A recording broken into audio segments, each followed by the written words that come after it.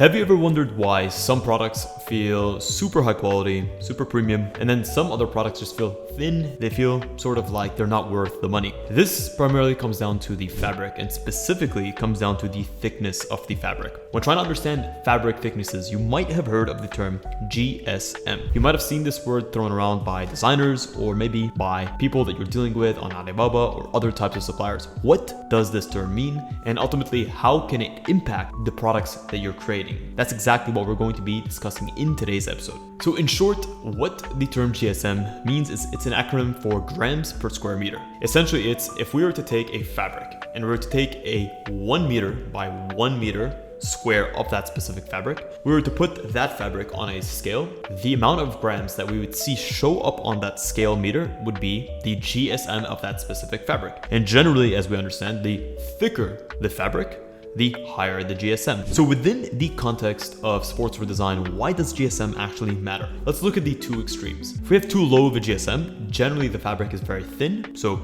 it's going to take on a little bit of a sheer appearance, which means it's going to show through or see through much more readily than a thicker fabric, which can be a nightmare on leggings. It's just going to create an overall cheap feel. If you have a GSM that's too high, you're going to get a fabric that's just too thick. It's going to be uncomfortable to wear. You're going to feel hot and flustered in the fabric. And then lastly, it's going to be more expensive to produce, and it's going to be more expensive to ship overall because you're increasing the weight. So let's look at what the ideal GSMs are for a variety of different product categories. Let's look at the most important, which would most likely be leggings. If you have a GSM range of between 210 and 250, this is what I would consider to be the lightweight leggings. It's not going to be a high compression or a daily active use or a versatile use garment. That's going to be in the second category, which would be between 260 and 280, which I would call the all-around daily use, extremely versatile GSM. And then lastly, you're going to have something that is a 260 to 300 GSM. Usually the heaviest that I see is going to be around 300 GSM. And when it comes to performance tanks, you're going to range between 140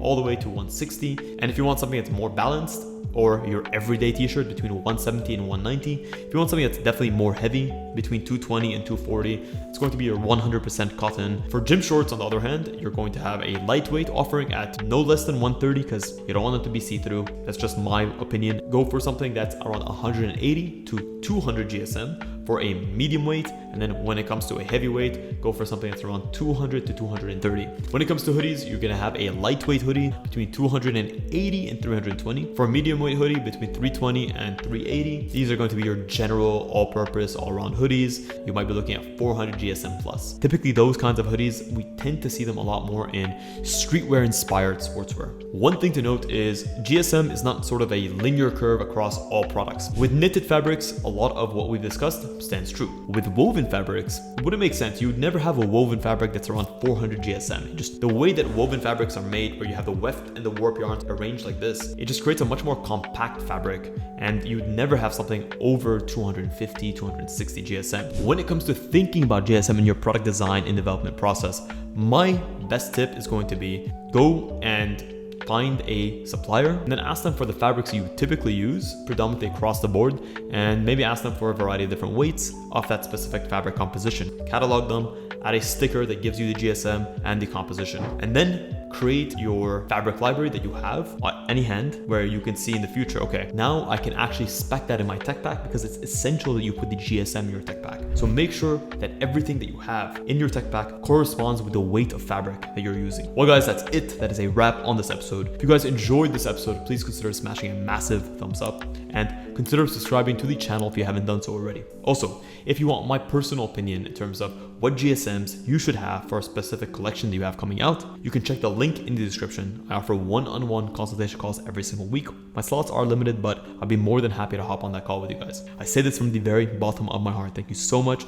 for tuning in to this episode of Fittdesign TV. Until next week's episode, stay awesome.